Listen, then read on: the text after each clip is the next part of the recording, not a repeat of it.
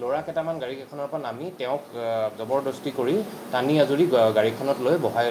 বহাই উঠাই লৈ গ'ল। তাৰপিছত ঘটনাটো এনেকুৱা যে তেওঁৰ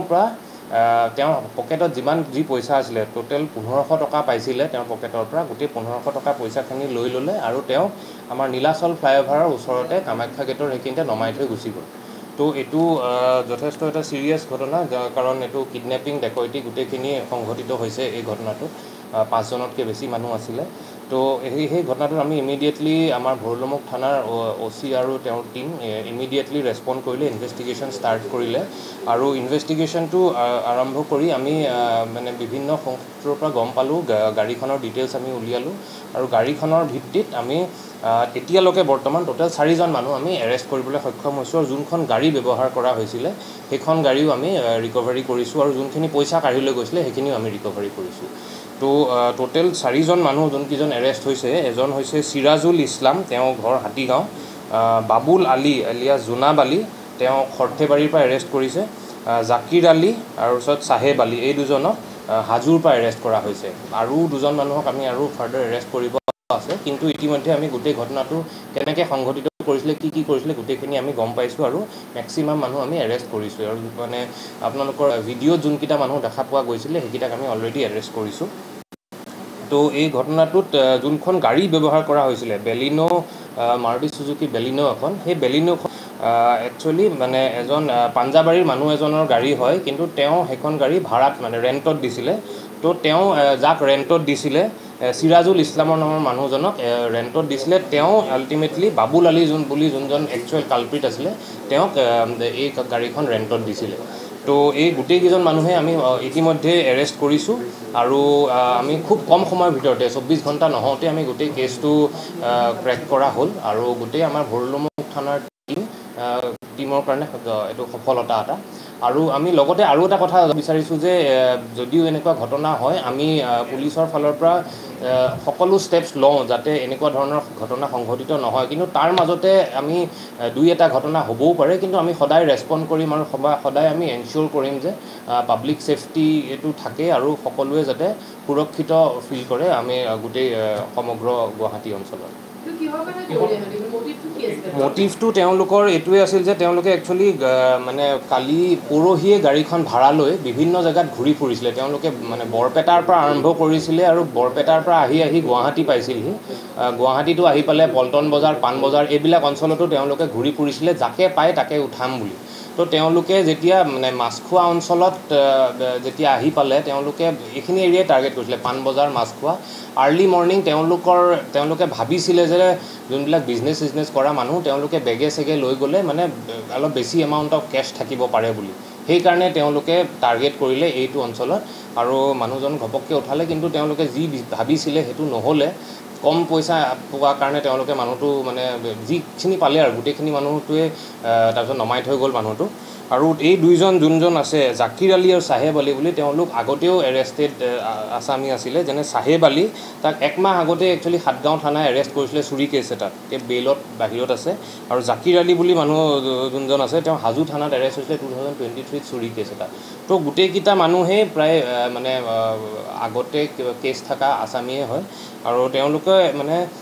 এই বস্তুটো টাৰ্গেটেই এইটো কাৰণে কৰিছিলে যে ইয়াত বেছি কেছ থকা মানুহ অলপ ঘূৰা ফুৰা কৰিব পাৰে বুলি তেওঁলোকে এই জেগাখিনি টাৰ্গেট কৰিছিল। ৱেপন একো ব্যৱহাৰ কৰা নাই, তেওঁলোকৰ গাড়ী চাৰি গোটেইখিনি আমি চেক কৰা হ'ল। তেওঁলোকে নৰ্মেলি জাষ্ট মানুহ উঠাই পইচা কাঢ়িম বুলিয়ে আহিছিলে ইয়ালৈ। হয়, আমি প্ৰায় টোটেল 4জনৰ 2জনমান এনেকুৱা পাইছোঁ খুব হেভিলি ড্ৰাগছ এডিক্টেড মানুহ। আৰু তেওঁলোকে মানে আমি যেনেকৈ স্নেচিংবিলাক যেনেকৈ কৰে যে মানে ডেইলি ড'জ অফ ড্ৰাগছৰ কাৰণেই পইচা কাঢ়ি লয় বা মোবাইল কাঢ়ি লয়, তেনেকুৱা ধৰণৰ কেটেগৰীৰ মানুহেই এইখিনি আছিল। তেওঁলোকে মানে ইণ্টাৰগেশ্যনত আমি যোনটো কৈছোঁ পল্টন বজাৰ, পাণ বজাৰ, মাছখোৱা এইখিনি অঞ্চলেই টাৰ্গেট কৰিছিলে, বাকী 2টা জেগাত নাপাই পেলাই ইয়াত কৰিলে। কিন্তু যিহেতু মানে ঘূৰি ফুৰি আছে, তো আমি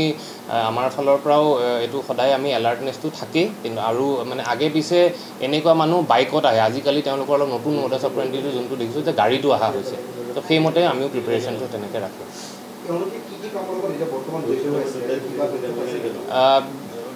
ইলিগেল কাম আমি অকল ড্ৰাগছ আৰু বাকী মানে সৰু সুৰা চুৰি হেতুৰ লগতে জড়িত থকা বুলি আমি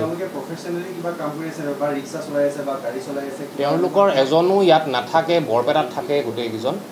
আৰু তাৰে এজন যোনজন তেওঁটো মানে গাড়ী ৰেণ্টেল ছাৰ্ভিচৰ মানুহ মানে গাড়ী ৰেণ্টত দিয়ে তেওঁ তো এজনৰ প্ৰফেশ্যনেলি হেতু বাকী কেইজন বৰপেটাতে থাকে তেওঁলোকে তাতে সৰু মানে খেতি বাড়ি কৰে বা তেনেকৈ সৰু সুৰা দোকান দিয়ে তেনেকুৱা টাইপৰ মানুহ মানে এই যিজন ৰেণ্টত গাড়ী দিয়ে তেওঁ আচলতে গোটেই ঘটনাটোত জড়িত আছে নেকি তেওঁকতো বৰ্তমানে আমি এৰেষ্ট কৰিছোঁ কাৰণ তেওঁ ফাৰ্ষ্ট অফ অল তেওঁ গাড়ীখনৰ অ'নাৰো নহয় অ'নাৰে ৰেণ্টত দিলেও আমি বুজি পালোঁ হয় কথাটো কিন্তু তেওঁ বেলেগ এজন অ'নাৰৰ পৰা গাড়ীখন লৈ আকৌ এজন মানুহক হেৰি কৰিছে আৰু যেতিয়া আমি ৰেণ্টত দিওঁ কিন্তু যোনটো মানে কমাৰ্চিয়েল এষ্টাব্লিছমেণ্টে ৰেণ্টত দিয়ে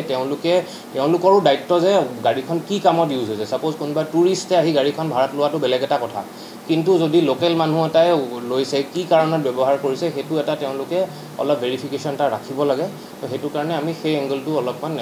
তেওঁলোক 100% জড়িত আছে নে নাই সেইটো আমি ফাৰ্ডাৰ ইণ্টাৰগেশ্যন কৰি আছোঁ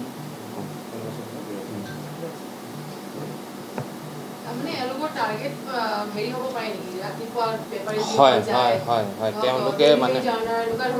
তেনেকুৱাই হ'ব পাৰে কাৰণ ৰাতিপুৱাৰ সময় বেছি মানুহ নাথাকে আৰু অকলশৰীয়াকেই প্ৰায়ভাগ মানুহ বাহিৰত ঘূৰি থাকে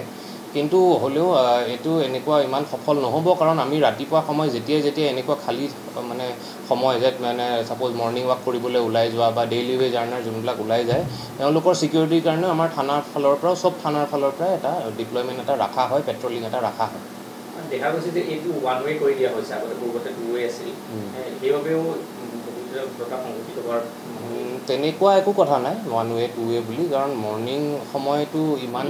কমপ্লিটলি ৰেগুলেটেড হৈ নাথাকে ট্ৰেফিকটো কিন্তু সেইটো ফেক্টৰ নহয় ফেক্টৰটো তেওঁলোকে অঞ্চলটো ক'ত কেনেকুৱা ধৰণৰ মানুহ পাব সেইটো এৰিয়া চাই পেলাইহে তেওঁলোকে টাৰ্গেটটো কৰিছে তেওঁলোকে আচলতে পূৰ্বে বহু ঘটনা সংঘটিত হৈছে যিবোৰ মহিলাৰ দেহি চেঞ্চুৰ কৰিছে এনেকুৱা ধৰণৰ ঘটনাও তেওঁলোকে মানে জড়িত থকা সন্দেহ আছে নেকি হয় তেনেকুৱা এটা যোনটো চাহেব আলী বুলি কৈছোঁ সাতগাঁৱত ধৰিছিলে তেওঁ তেনেকুৱা এটা ঘটনাতে জড়িত আছিলে মানে চেইন টানি নিয়া বা মোবাইল টানি নিয়া তেনেকুৱা চুৰি কেছতে তেওঁ জড়িত আছিলে আৰু আমি মানে যোৱা কেইবছৰমানৰ পৰাই যোনটোৱে দেখি আছোঁ এই চামৰ মানুহ যোনে ৰেগুলাৰলি ড্ৰাগছ এডিক্টেড বা তেনেকুৱা ধৰণৰ মানুহখিনিয়ে একেধৰণৰ কামেই বাৰে বাৰে কৰি থাকে তো জাষ্ট এইবাৰ এইটো চেঞ্জ এইটোৱে দেখিছিলোঁ যে আগে পিছে বাইকত আহে বা স্কুটিত আহে কিন্তু এইবাৰ গাড়ীত আহি পেলাইও তেওঁলোকে কামটো সংঘটিত কৰিছে